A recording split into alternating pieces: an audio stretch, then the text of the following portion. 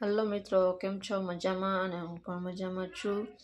તો આજે આપણે બનાવવાના છીએ વેજીટેબલ સૂપ.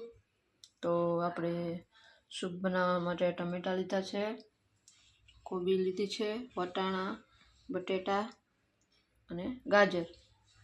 તો હવે આપણે બધું શાકભાજી કુકરમાં નાખી અને બાફી નાખીશું.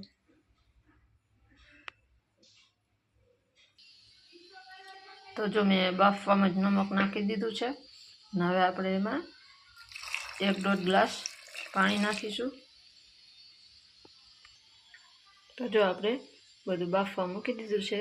હવે આપણે એમાં 2-3 સીટી વાગવા દેશું.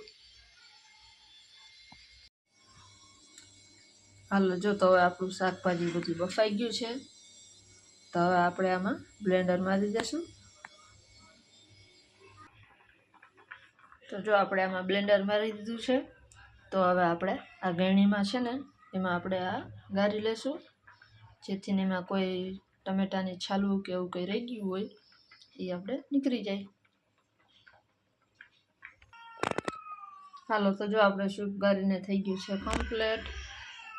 તો હવે આપણે એનો વઘાર કરી નાખશું. તો આપણે વઘાર માટે લીલા મરચાં, લવિંગ અને મીઠો લીમડો લઈ લીધો છે. આપણે તેલ મૂકી દીધું છે ગરમ થવા. હાલો, તો જો આપણું તેલ આવી ગયું છે. તો આપણે એમાં રાઈ જીરું નાખીશું.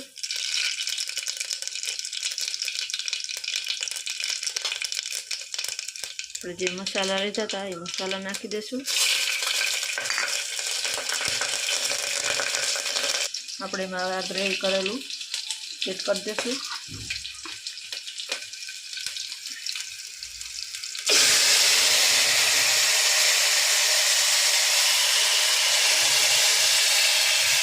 નાખીશું.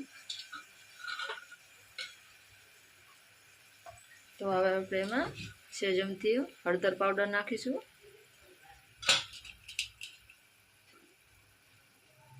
આપણે લાલ મરચું ઓછું નાખીશું, કેમ કે આપણે એમાં મરચાં નહીં ખાતા.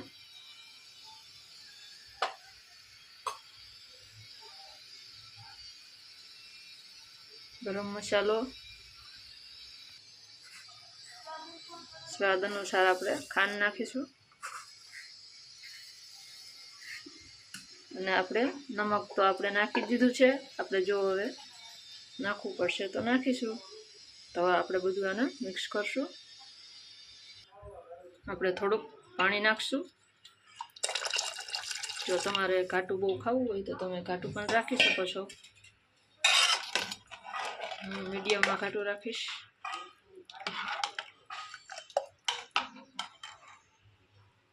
તો હવે આપણે આને ઉકળવા દઈશું. હાલો, તો જો આપણું સૂપ બનીને થઈ ગયું છે કમ્પ્લીટ. તો હવે આપણે ગેસની ફ્લેમને કરી દઈશું બંધ અને આપણે લીલા ધાણા છાંટી દઈશું. તો જો આપણું સૂપ બનીને થઈ ગયું છે કમ્પ્લીટ. તો તમને મારી રેસીપી કેવી લાગી જરૂરથી કહેજો.